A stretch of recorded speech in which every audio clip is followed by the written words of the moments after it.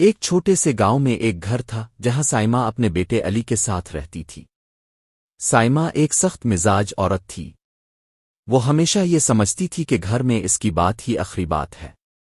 جب علی کی شادی مریم سے ہوئی تو گھر میں خوشی کا ماحول تھا، مگر یہ خوشی زیادہ دیر قائم نہ رہ سکی۔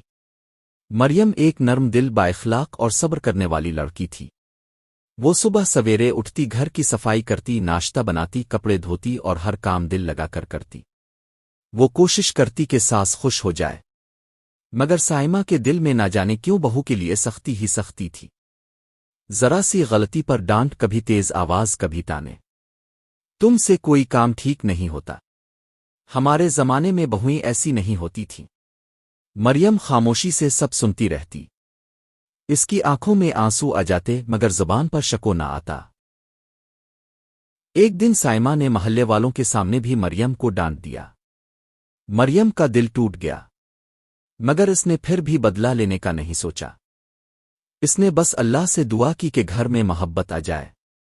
وقت گزرتا گیا، اور پھر ایک دن مکافات عمل نے دروازہ کھٹکھٹایا۔ سائمہ اچانک شدید بیمار پڑ گئی۔ وہ جو سارا دن حکم دیتی تھی اب بستر سے اٹھ بھی نہیں سکتی تھی۔ علی پریشان تھا، ڈاکٹر، دوائیاں، تیمارداری، سب کچھ ضروری تھا۔ اور حیرت کی بات یہ تھی کہ جس بہو کو وہ روز رلاتی تھی آج وہی اس کے سرہانے بیٹھی تھی۔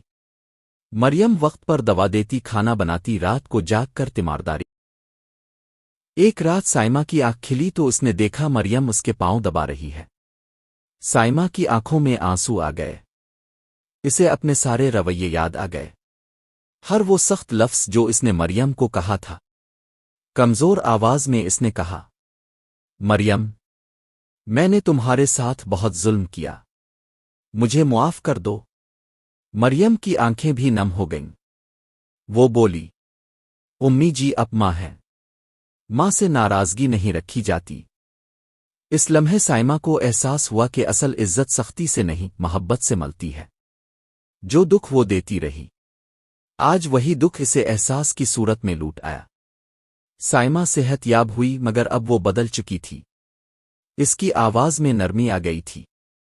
اب وہ مریم کو بیٹی کہہ کر بلاتی تھی۔ آخرکار اس گھر نے یہ سبق سیکھ لیا کہ جو سلوک ہم دوسروں کے ساتھ کرتے ہیں وہی ایک دن ہمارے پاس لوٹ آتا ہے۔ یہی ہے مکافات عمل۔